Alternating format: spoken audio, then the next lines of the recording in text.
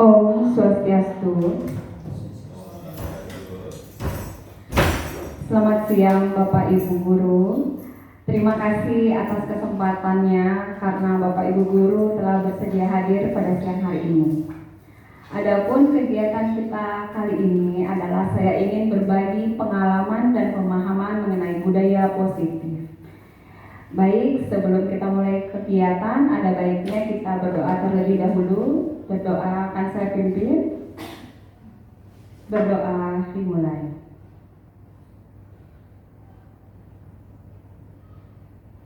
Berdoa selesai.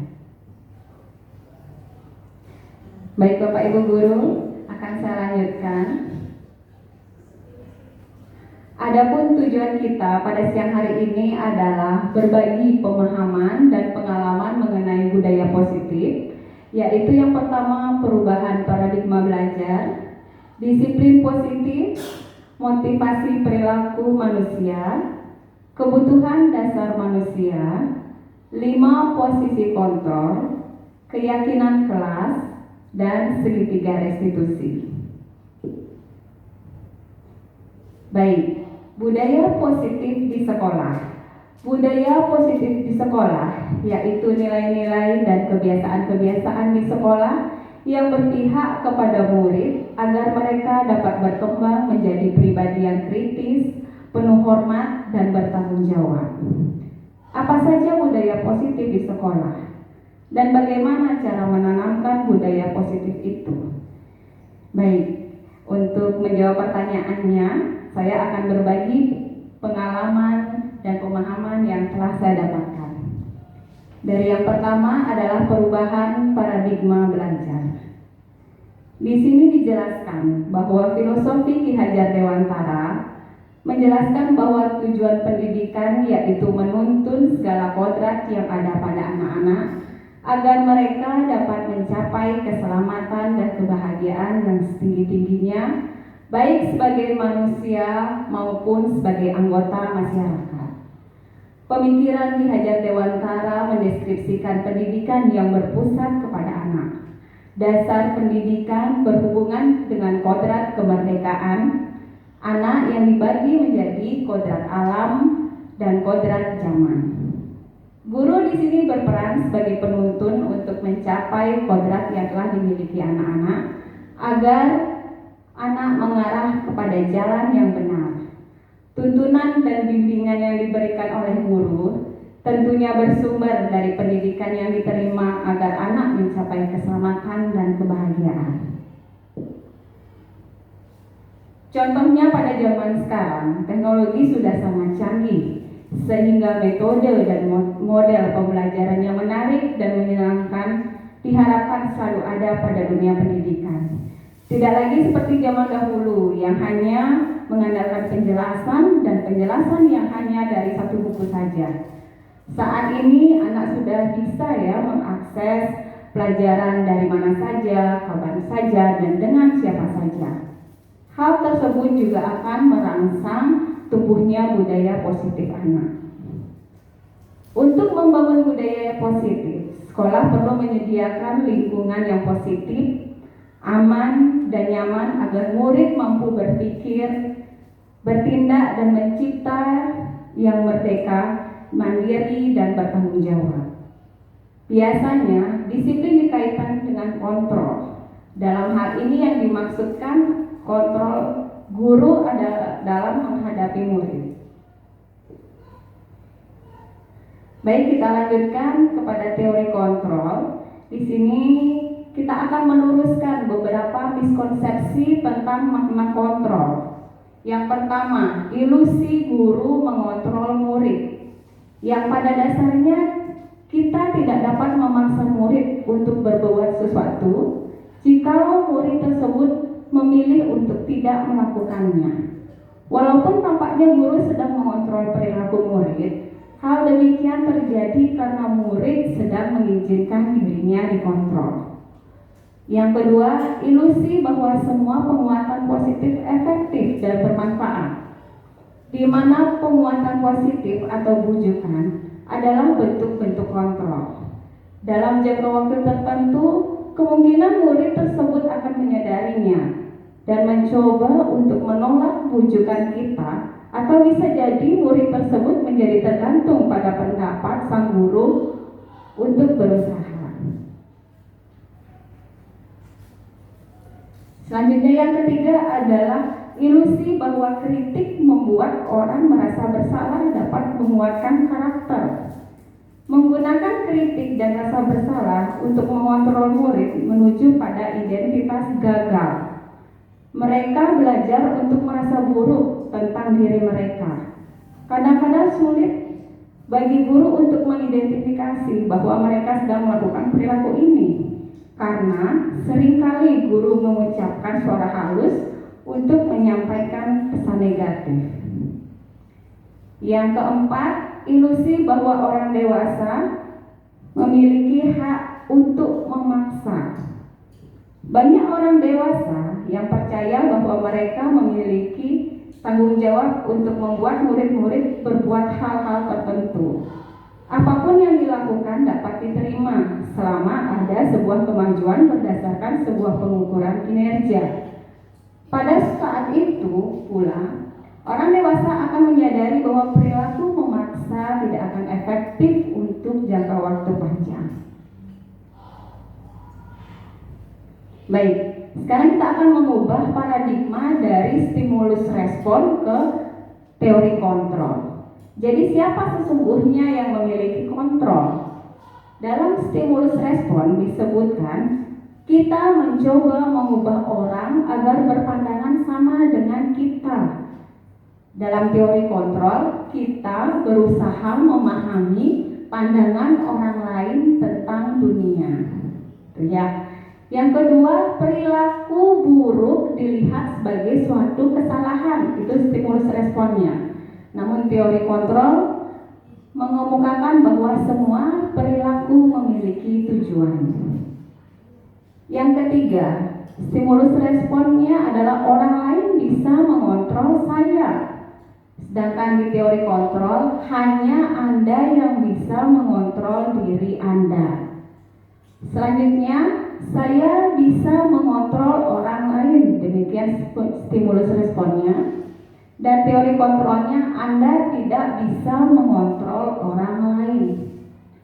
Selanjutnya, stimulus responnya, pemaksaan ada pada saat bujukan gagal. Teori kontrolnya, kolaborasi menciptakan pilihan-pilihan baru. Selanjutnya, stimulus responnya, model berpikir menang kalah. Dan teori kontrolnya di sini adalah model berpikir menang. Demikian. Baik, dapat kita simpulkan seseorang bisa berubah dari paradigma stimulus respon menuju paradigma teori kontrol dengan kemauannya sendiri. Diri sendirilah yang memegang kendali penuh terhadap hal tersebut. Baik, ini beberapa dokumentasi penerapan yang sudah saya jalankan. Yang pertama adalah memberikan pilihan murid untuk belajar sesuai kodrat alam. Yang kedua, pembelajaran dengan mengikuti perkembangan zaman. Yang ketiga adalah memfasilitasi murid ketika pembelajaran. Dan yang terakhir adalah membuat pembelajaran yang menyenangkan dengan menambahkan ice breaking.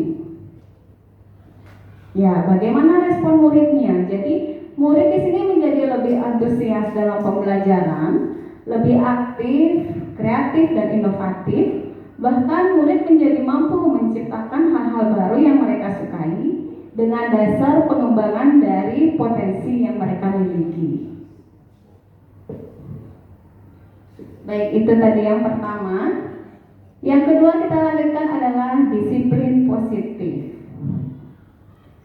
Disiplin positif dalam budaya kita, makna kata disiplin dimaknai menjadi sesuatu yang dilakukan seseorang pada orang lain untuk mendapatkan kepatuhan. Kita cenderung menghubungkan kata disiplin dengan ketidaknyamanan. Dengan kata lain, seseorang yang memiliki disiplin diri berarti mereka bisa bertanggung jawab terhadap apa yang dilakukannya. karena mereka mendasarkan tindakan mereka pada nilai-nilai kebajikan.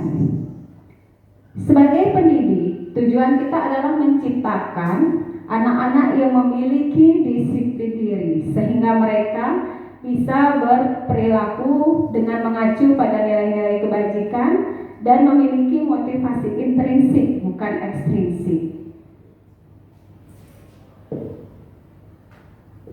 Nilai-nilai kebajikan adalah sifat-sifat positif manusia yang merupakan tujuan mulia yang ingin dicapai setiap individu. Dengan mengaitkan nilai kebajikan yang diyakini seseorang, maka motivasi intrinsiknya akan terbangun. Nilai-nilai kebajikan yang kita kenal adalah nilai pada profil pelajar Pancasila, yaitu beriman bertakwa kepada Tuhan Yang Maha Esa, mandiri, bernalar kritis, berkebinekaan global, bergotong royong, dan kreatif. Baik, ini merupakan dokumentasi penerapan dari pembiasaan budaya positif di sekolah kita, yaitu senyum, sapa, salam, ramah anak. Selanjutnya pembiasaan pembelajaran itu dimulai dengan sembahyang di awal dan akhir pembelajaran, dan terakhir adalah saling berkolaborasi dengan teman untuk membuat atau menciptakan sesuatu. Baik, berikut adalah respon siswa mengenai pembiasaan yang telah dilakukan. Saya dengan adanya pembiasaan, saya merasa senang dan senang saat pembelajaran pertama dimulai, meningkatkan kedisiplinan dan membuat diri saya tenang. Pembiasaan juga beragam, seperti berdoa dan dekorasi. Menurut saya, kebiasaan ini sudah cukup baik, semoga bisa ditingkatkan lagi. Dan terima kasih. Baik, itu adalah respon salah satu siswa kita mengenai kebiasaan yang sudah kita lakukan saat pembelajaran pertama.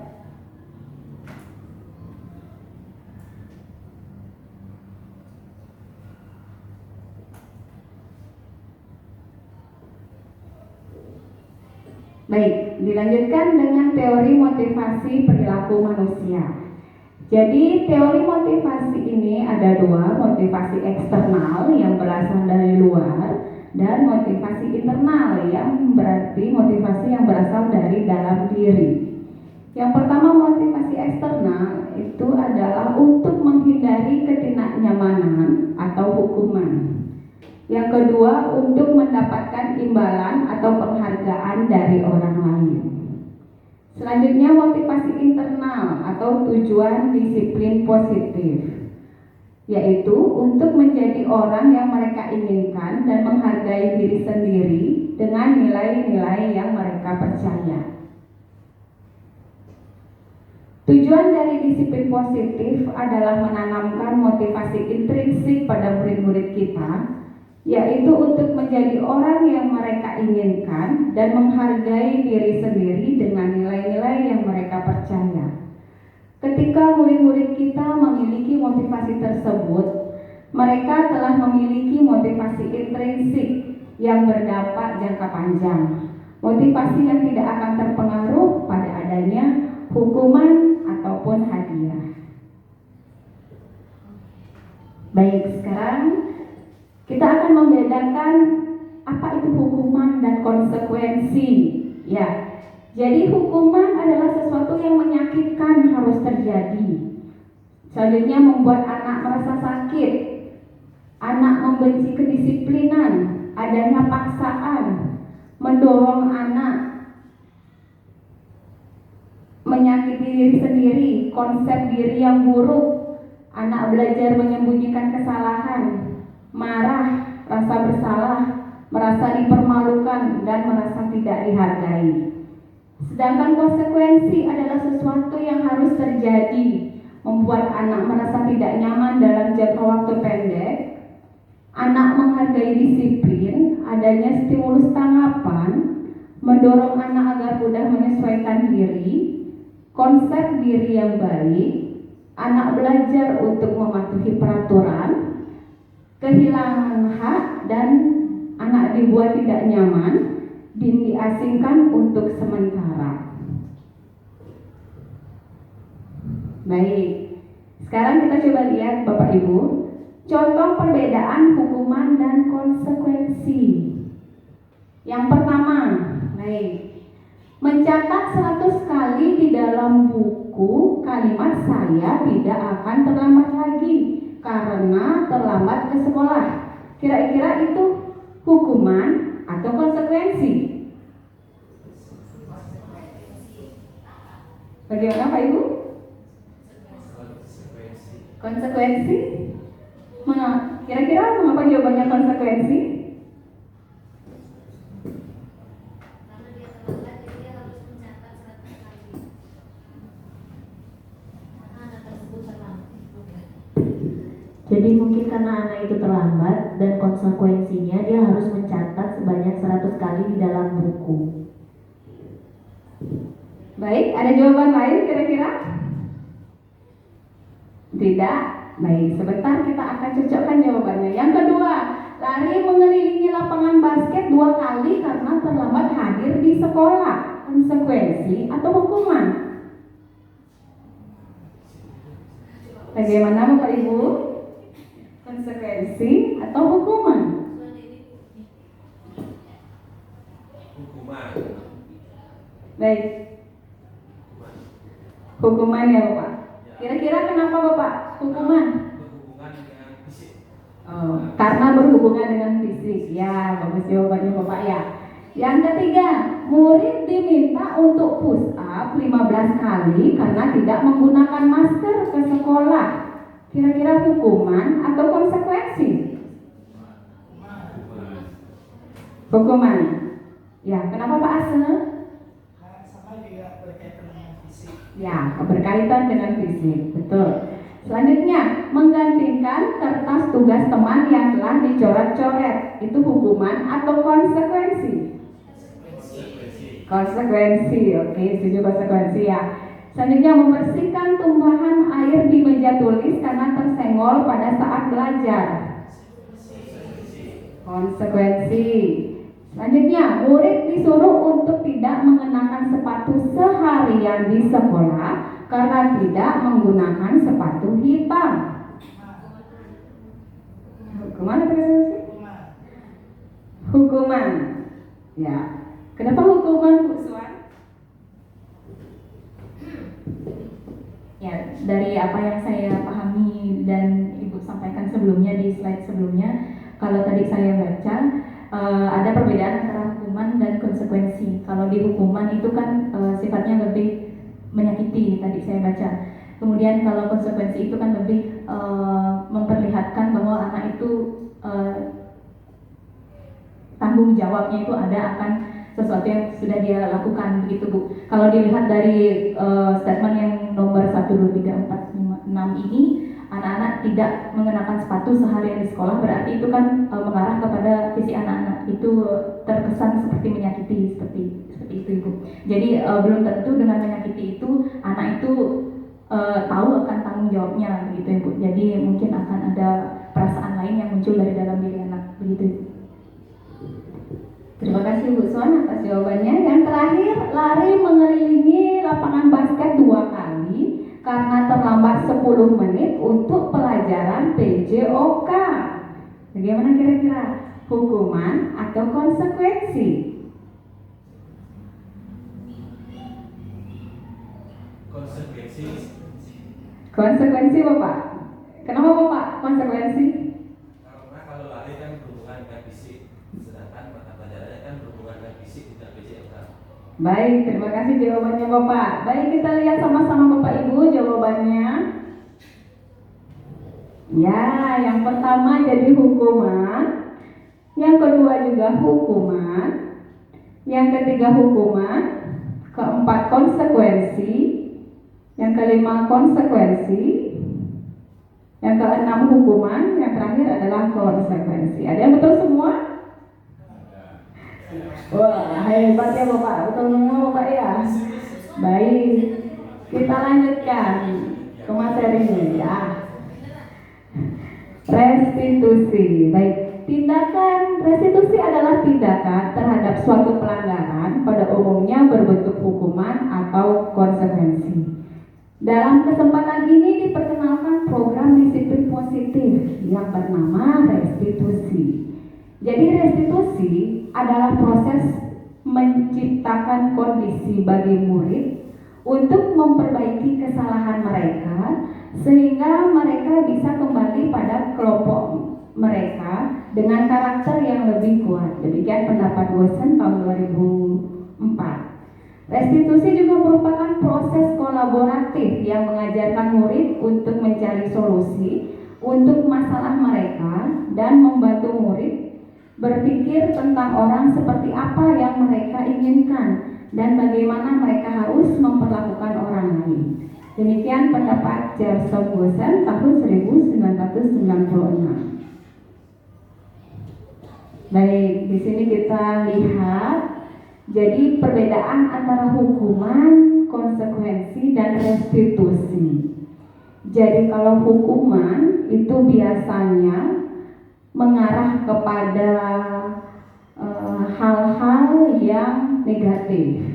Ya, baik itu tandanya menyakiti murid dan murid merasa tidak nyaman, korban mendapatkan keadilan, murid akan tersakiti, demikian ya. Murid akan membenci peraturan. Selanjutnya kalau konsekuensi itu mulai menandakan ke identitas sukses, namun posisinya netral. Jadi di sini sesuatu yang harus terjadi, korban bisa diabaikan, murid atau anak dibuat tidak nyaman, demikian ya. Pertanyaannya biasanya apa peraturannya? Mampukah kamu melakukan itu? Seperti itu ya. Itu adalah posisi netral. Terakhir adalah restitusi. Jadi di restitusi ini mengarahkan anak kepada identitas sukses yang positif. Jadi restitusi merupakan pilihan menguatkan untuk murid atau anak dalam jangka waktu panjang. Korban mendapatkan gantinya, murid atau anak mendapatkan penguatan, masalah akan terpecahkan, gitu ya. Jadi biasanya kata-katanya apa yang kamu yakini nak, seperti itu, atau apa yang bisa kamu lakukan untuk memperbaiki masalah ini. Itu contoh kata-katanya.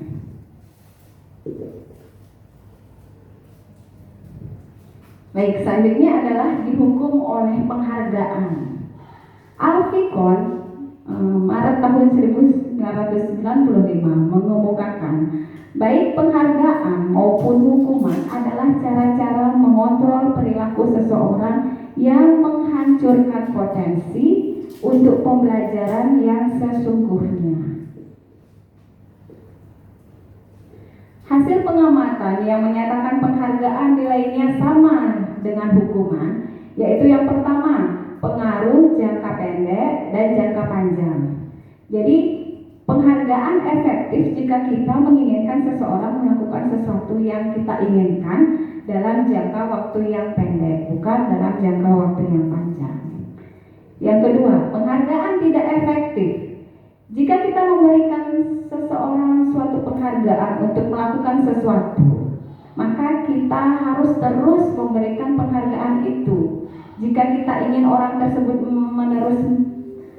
meneruskan perilaku yang kita inginkan, jadi kita harus terus memberikan penghargaan, memberikan hadiah, seperti itu ya. Makanya jadi tidak dianggap efektif. Lalu hal apa yang bisa diberikan kepada anak ketika anak telah melaksanakan disiplin positif? Kira-kira hal apa?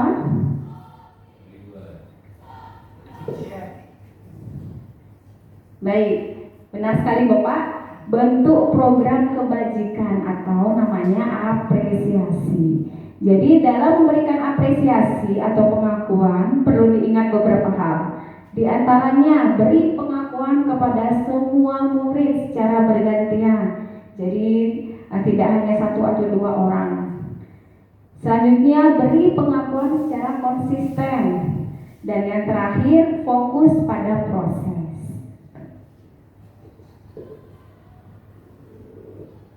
Baik, ini adalah contoh dari pengakuan atau apresiasi kebajikan.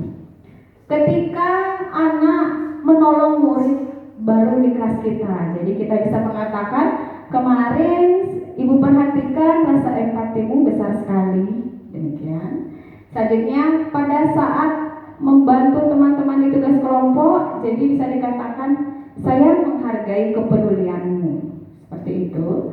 Dan yang terakhir, pada saat kamu memungut kertas-kertas yang berserakan di lantai, anak bisa dikatakan terima kasih untuk rasa tanggung jawabmu.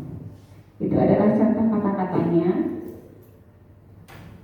Baik, sebelum kita lanjutkan ke 5 kebutuhan dasar manusia, sepertinya sudah mulai memanas, kita ice breaking sebentar dulu ya.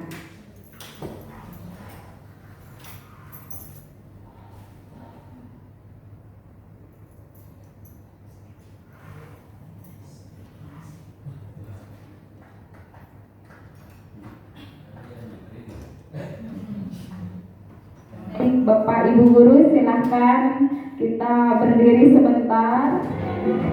Ya, kita bergoyang bersama sebentar Bapak Ibu Guru, merilekskan badan.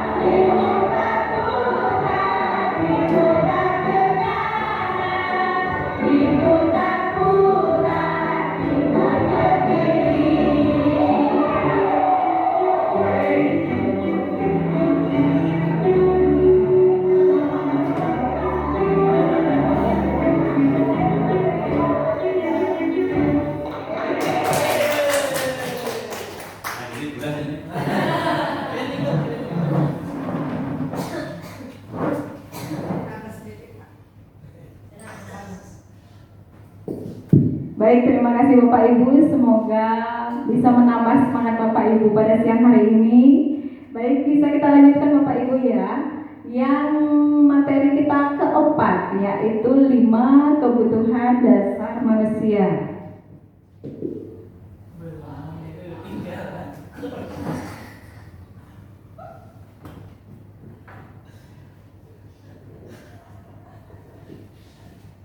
Kebutuhan dasar manusia itu ada 5 Bapak Ibu. Ada bertahan hidup, kasih sayang dan rasa diterima, penguasaan, kebebasan, dan yang terakhir adalah kesenangan. Yang pertama adalah kebutuhan bertahan hidup. Jadi kebutuhan bertahan hidup atau survival adalah kebutuhan yang bersifat fisiologis untuk bertahan hidup. Misalkan kesehatan, rumah, dan makanan. Komponen psikologis pada kebutuhan ini meliputi kebutuhan akan perasaan aman. Selanjutnya yang kedua adalah kebutuhan kasih sayang. Jadi kebutuhan ini dan 3 kebutuhan berikutnya adalah kebutuhan psikologis. Kebutuhan untuk disayangi dan diterima meliputi kebutuhan akan hubungan dan koneksi sosial. Kebutuhan ini juga meliputi keinginan untuk tetap terhubung dengan orang lain seperti teman, keluarga, pasangan hidup, teman kerja, binatang peliharaan, dan kelompok di mana kita bisa tergabung. Selanjutnya kebutuhan penguasaan. Kebutuhan ini berhubungan dengan kekuatan untuk mencapai sesuatu, menjadi kompeten, menjadi terampil, diakui atas prestasi dan keterampilan kita, didengarkan dan memiliki rasa harga diri. Kebutuhan ini memiliki keinginan untuk dianggap berharga, bisa membuat perbedaan, bisa membuat pencapaian, kompeten, diakui, dan dihormati. Selanjutnya adalah kebutuhan kebebasan. Kebutuhan untuk bebas adalah kebutuhan akan kemandirian, memiliki pilihan dan mampu mengendalikan arah hidup seseorang. Anak-anak dengan kebutuhan kebebasan yang tinggi menginginkan pilihan. Mereka perlu banyak bergerak, suka mencoba-coba, tidak terlalu terpengaruh oleh orang lain, dan senang mencoba hal yang baru atau yang menarik. Selanjutnya adalah kebutuhan kesenangan. Kebutuhan akan kesenangan adalah kebutuhan untuk mencari kesenangan, bermain, dan tertawa. Anak-anak dengan kebutuhan dasar kesenangan yang tinggi biasanya ingin menikmati apa yang dilakukan. Mereka juga bisa berkonsentrasi tinggi saat mengerjakan hal yang disenangi. Mereka suka permainan dan suka mengoleksi barang-barang, suka bergurau, dan suka melucu. Baik, ini adalah contoh kasusnya. Ibu Eka sedang bingung menghadapi ulah salah satu murid yang bernama Swandike. Beberapa teman Swandike mengeluhkan karena Swandike sering meminta makanan teman-temannya. Pada situasi tersebut, apa yang dilakukan oleh Ibu Eka? Kira-kira apa alasan Swandike melakukan hal itu?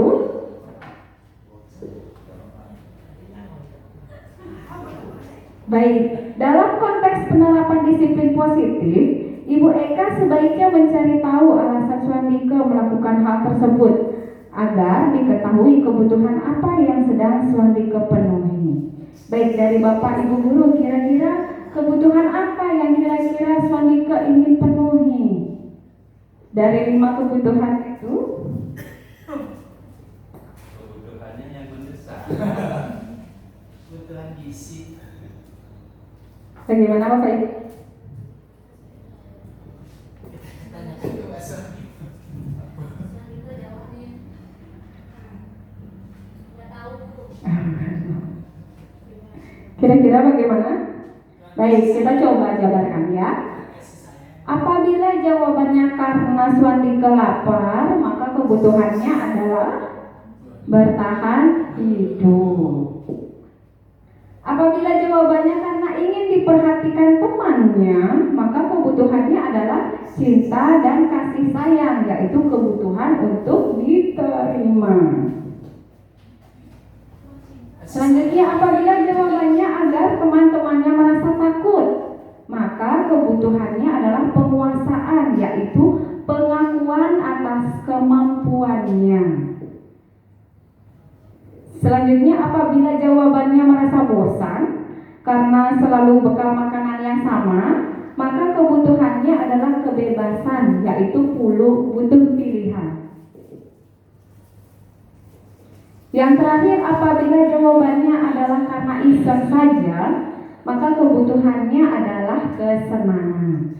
Jadi Bapak Ibu bisa tahu ya, apabila anak-anaknya mungkin melakukan sesuatu, kita juga harus menanyakan kepada anak tersebut kira-kira dari jawabannya kebutuhan itu yang masih ingin diperhatikan.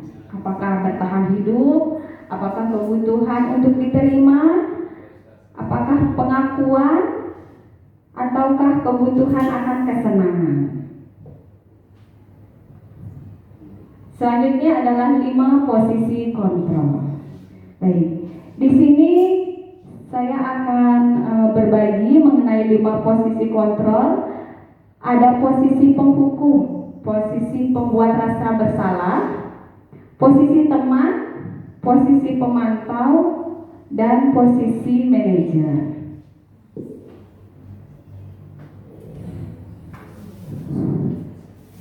Baik, pada tabel ini sudah dijabarkan bagaimana motivasi yang terlihat. Selanjutnya apa yang dikatakan, hasilnya, lalu dampak pada murid, itu yang terakhir. Yang pertama adalah penghukum. Pada posisi penghukum, biasanya kata-katanya menghardik, menunjuk-nunjuk, ya, menyakiti dan menyindir. Biasanya guru berkata, kalau kamu tidak melakukannya, awas ya, rasakan, seperti itu. Selanjutnya hasilnya adalah anak tersebut akan memberontak, menyalahkan orang lain dan berbohong. Selanjutnya dampak pada murid adalah mengulangi kesalahan tersebut. Ya, itu adalah pada posisi penghukum.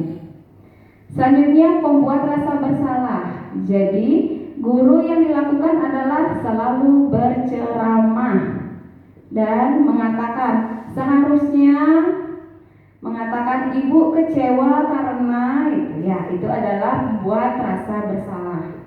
Jadi hasilnya di sini adalah anak itu menyembunyikan atau menyangkal atau berbohong. Dan dampaknya pada murid adalah murid merasa rendah diri. Yang ketiga adalah guru dalam posisi teman. Pada posisi ini guru membuat alasan-alasan untuk muridnya. Dan guru berkata, ayolah lakukan demi ibu. Atau masa kamu tidak mau? Ingat tidak ibu pernah bantu? Seperti itu kata-katanya. Selanjutnya hasilnya adalah anak akan menjadi ketergantungan. Dan dampaknya pada anak adalah anak tersebut lemah, tidak mandiri dan merasa tergantung. Yang keempat adalah posisi pemantau. Jadi guru akan berbuat menghitung dan mengukur. Guru akan berkata, apa peraturannya nak? Seperti itu.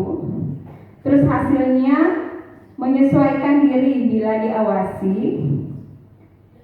Selanjutnya dampak pada murid adalah menitik beratkan pada sanksi atau hadiah untuk dirinya. Di posisi pemantau. Yang terakhir adalah posisi manajer. Jadi pada posisi ini guru akan mengajukan pertanyaan-pertanyaan.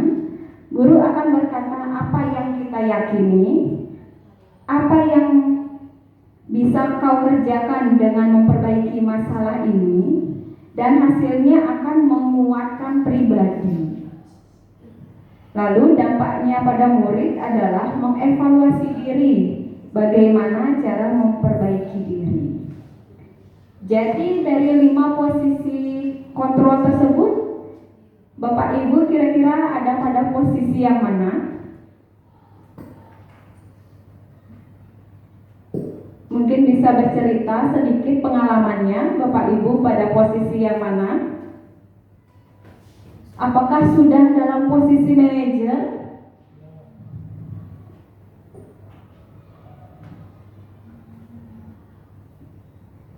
Bagaimana Bapak Ibu? Apakah Bapak Ibu dalam posisi yang mana untuk sekarang? Penghukum kah? Atau pemantau?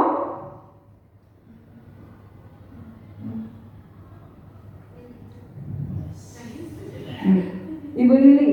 Ya, kalau Ibu Lili bagaimana Ibu Lili?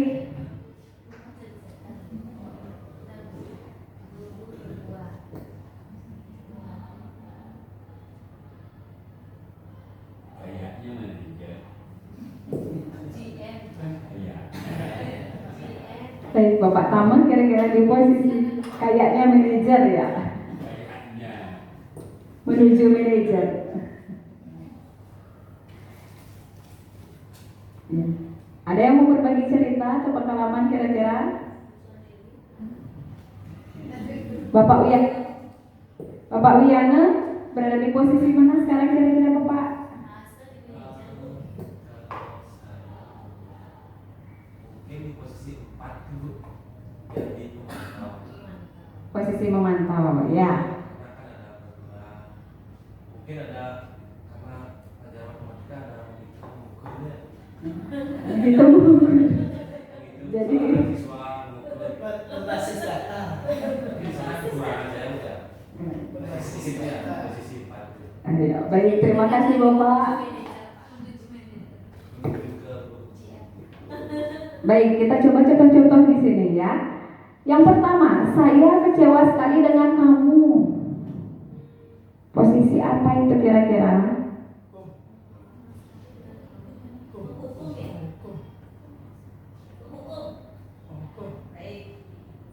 Baik, yang kedua, kamu tidak pernah benar melakukannya.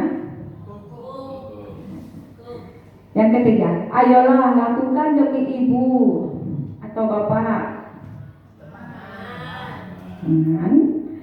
Selanjutnya, apakah kamu mau mendapatkan stiker bintang hari ini? Pemantau. Selanjutnya, bagaimana kamu bisa menyelesaikan masalah ini? Manajer. Kamu selalu yang paling terakhir. Baik, kita lihat sama-sama jawabannya Bapak Ibu.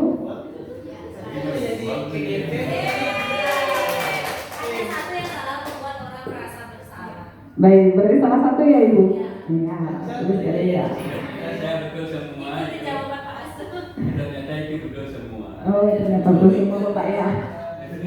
Baik Bapak Ibu, itulah tadi contoh-contoh yang bisa kita lihat dalam kehidupan kita selama di sekolah. Ada beberapa posisi kontrol, ada posisi pembuat rasa bersalah, penghukum, teman, pemantau, dan manajer. Baik, dari kelima posisi kontrol manajer adalah posisi yang disarankan untuk membimbing murid untuk memiliki sikap disiplin positif dari murid, yaitu murid itu bisa menjadi mandiri, bertanggung jawab, dan dapat memecahkan masalah.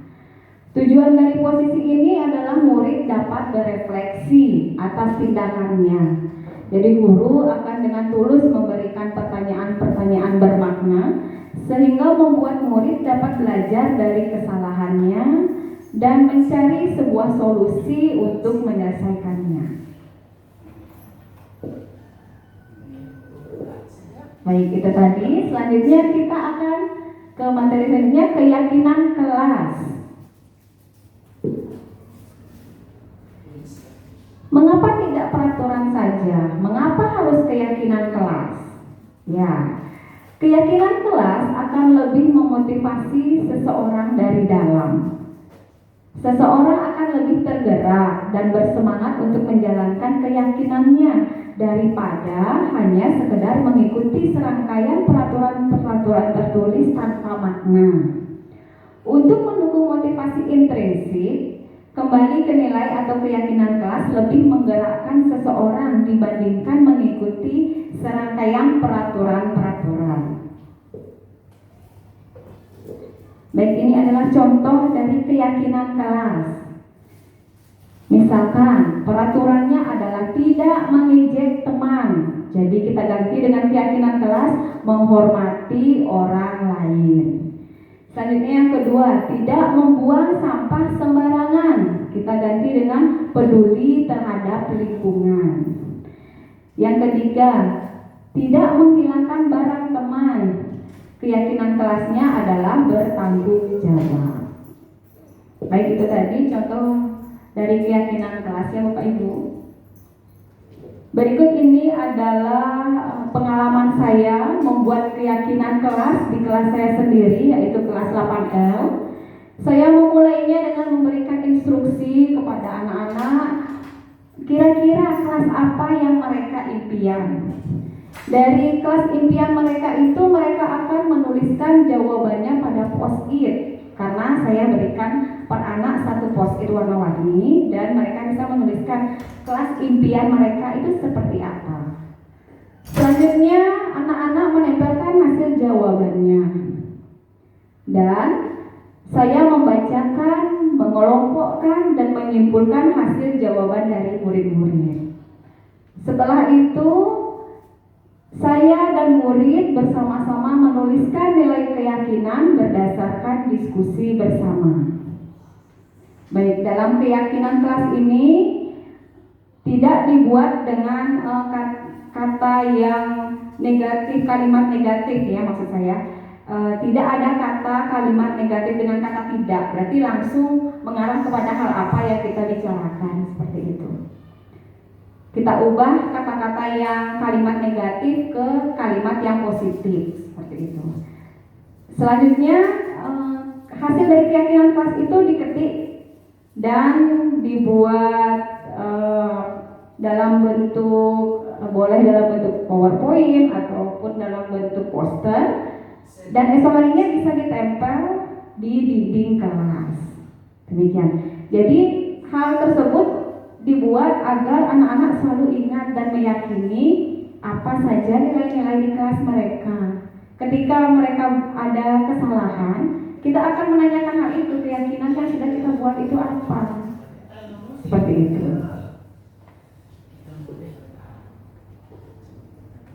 Baik, berikut adalah respon siswa setelah membuat keyakinan kelas. Pendapat saya membuat keyakinan kelas pada hari ini adalah saya lebih semangat karena kita bisa menjalankan atau membuat nilai-nilai keyakinan kelas itu lebih sempurna dan lebih bagus. Harapan ke depan saya keyakinan kelasnya itu bisa dilaksanakan di setiap kelas. Baik, itu adalah respon dari siswa setelah membuat keyakinan kelas.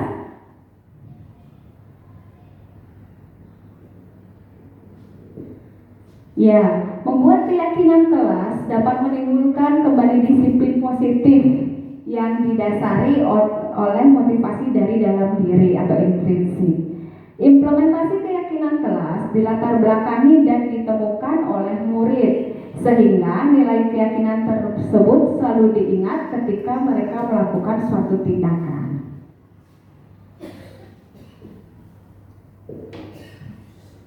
Baik, yang terakhir adalah segitiga restitusi. Ya, restitusi adalah proses menciptakan kondisi bagi murid untuk memperbaiki kesalahan mereka, sehingga mereka bisa kembali pada kelompok-kelompok mereka dengan karakter yang lebih kuat. Berikut adalah gambaran dari segitiga restitusi. Ada menstabilkan identitas, validasi kebutuhan, yang terakhir adalah menanyakan keyakinan. Menstabilkan identitas. Bagian dasar dari segitiga bertujuan untuk mengubah identitas anak dari orang yang gagal karena melakukan kesalahan menjadi orang yang sukses. Anak yang melanggar peraturan karena sedang mencari perhatian adalah anak yang sedang mengalami kegagalan. Dia mencoba untuk memenuhi kebutuhan dasarnya, namun ada benturan. Jika kita mengkritik anak, maka kita akan tetap membuatnya pada posisi gagal. Jika kita ingin anak menjadi reflektif, maka kita harus meyakinkan anak dengan mengatakan kalimat-kalimat seperti berbuat salah itu tidak apa-apa, tetapi atau namun seperti itu. Dan tidak ada manusia yang sempurna. Baru kita lanjutkan dengan kata-kata lainnya.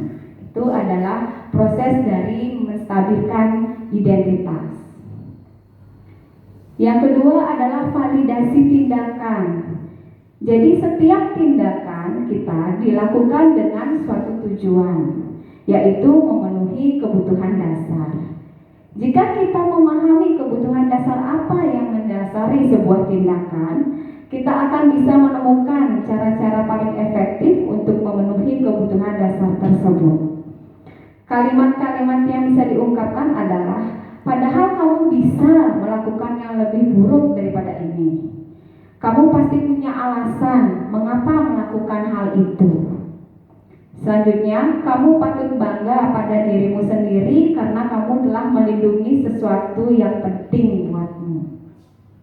Itu adalah contoh dari validasi tindakan. Baik, yang terakhir adalah menanyakan keyakinan.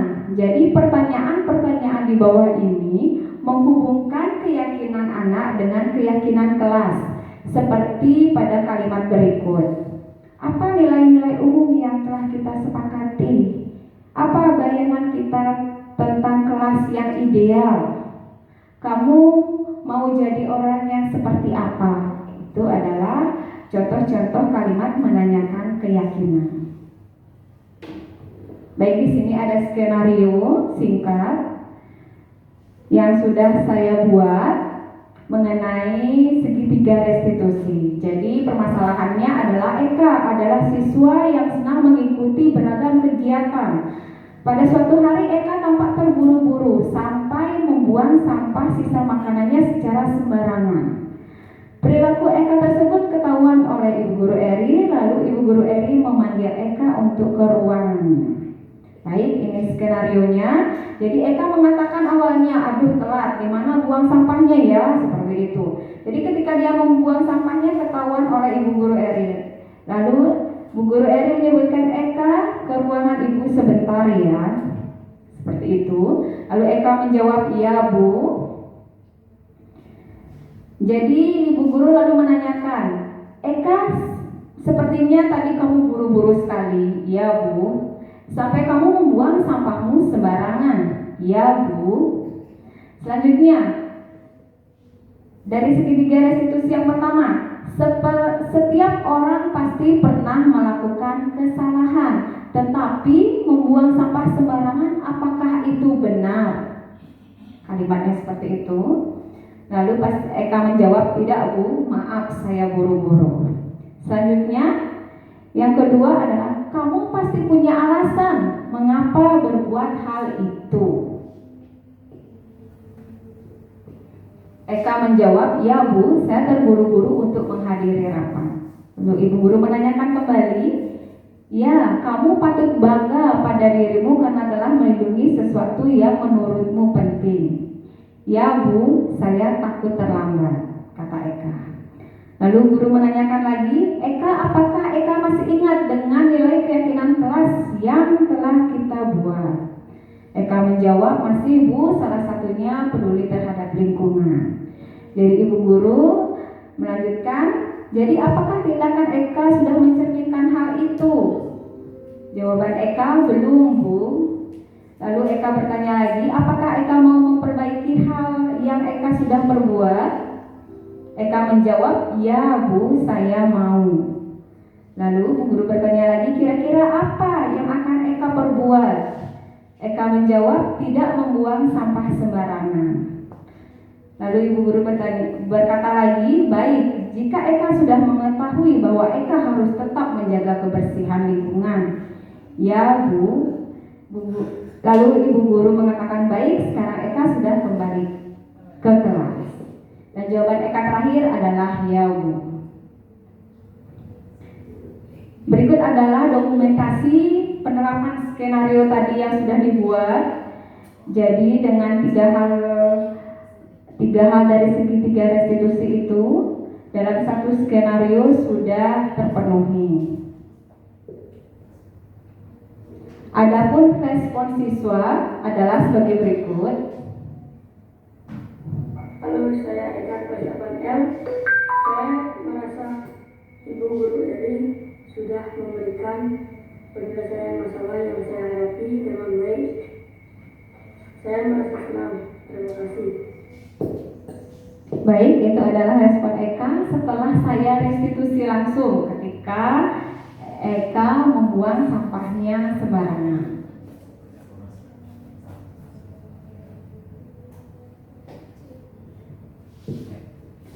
Segitiga restitusi merupakan cara terbaik menciptakan kondisi murid untuk memperbaiki kesalahan mereka, sehingga murid bisa kembali kepada keyakinan kelas yang telah dibuat, serta dapat menumbuhkan budaya positif dalam diri.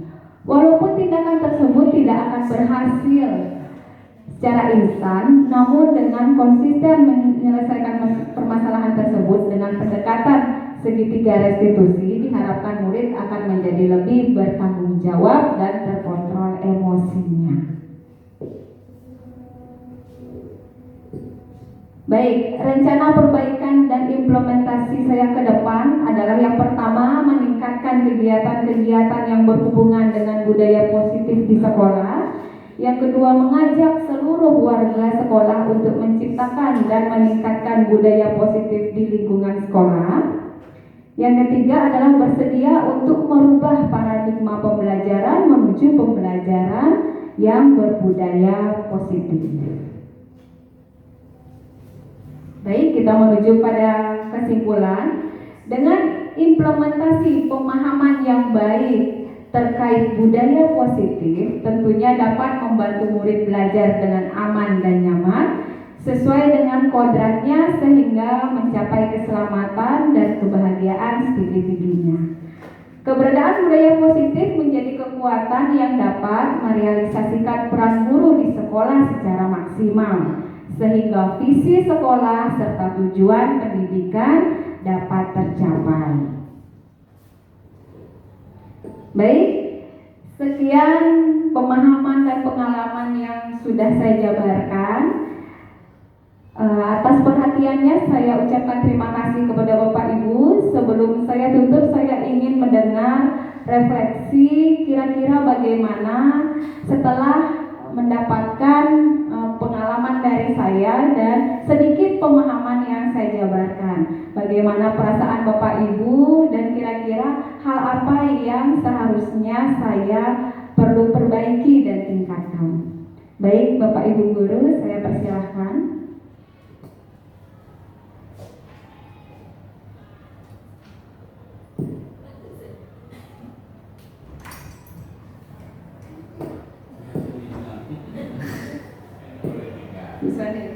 Silahkan mendengar refleksi. Ya, baik, terima kasih atas kesempatannya Ibu Heri.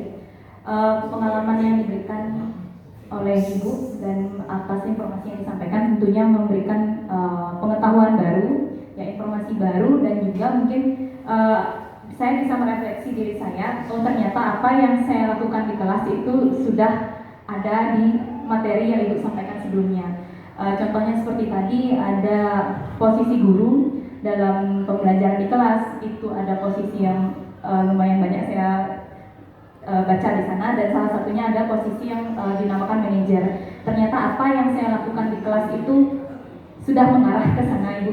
Setelah saya mendapatkan informasi baru dari Ibu hari ini, ternyata apa yang selama ini saya lakukan sudah mengarah ke sana dan mungkin akan saya tingkatkan lagi ke depannya dalam pembelajaran di kelas bersama anak-anak.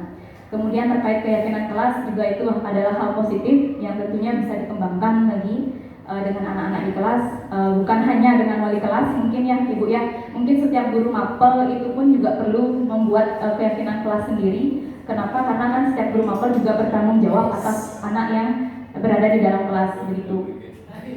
Kemudian ada berbagai macam juga informasi-informasi baru yang mungkin juga bisa menambah pengetahuan, menambah pengalaman saya nantinya dalam pembelajaran.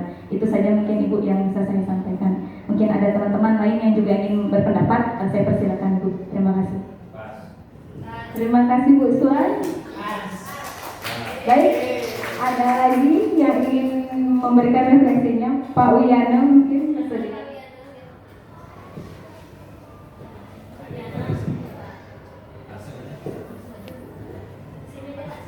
depan saja Bapak.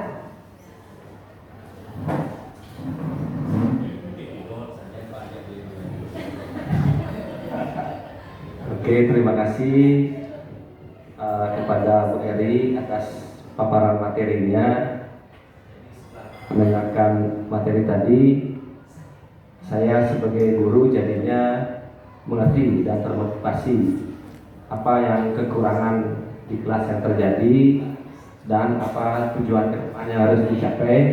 Jadi akhirnya hari ini tahu jadinya setelah mendengarkan paparan dari Bu Eri.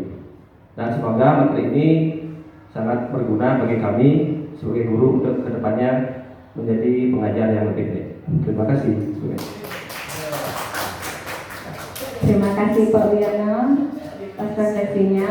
Baik, akhirnya kita sampai juga kepada kegiatan akhir. Saya mengucapkan banyak terima kasih kepada Bapak Ibu guru atas atensinya di sini sudah memberikan masukan, berbagi pengalaman bagaimana Bapak Ibu di kelas dalam penerapan budaya positif. Mari kita bersama-sama untuk menjalankan budaya positif di sekolah kita agar apa yang menjadi visi dari sekolah kita dan tujuan pendidikan itu bisa tercapai.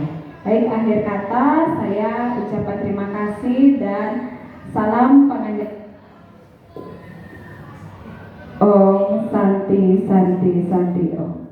Baik, terima kasih Bapak Ibu telah bersedia hadir pada kesempatan kali ini. Saya mohon maaf apabila ada kekurangan dan kesalahan dalam penyampaian dari materi pemaparan dan pengalaman tentang budaya positif yang saya sampaikan. Akhir kata saya ucapkan Pramana Santi. Om Santi Santi Santi.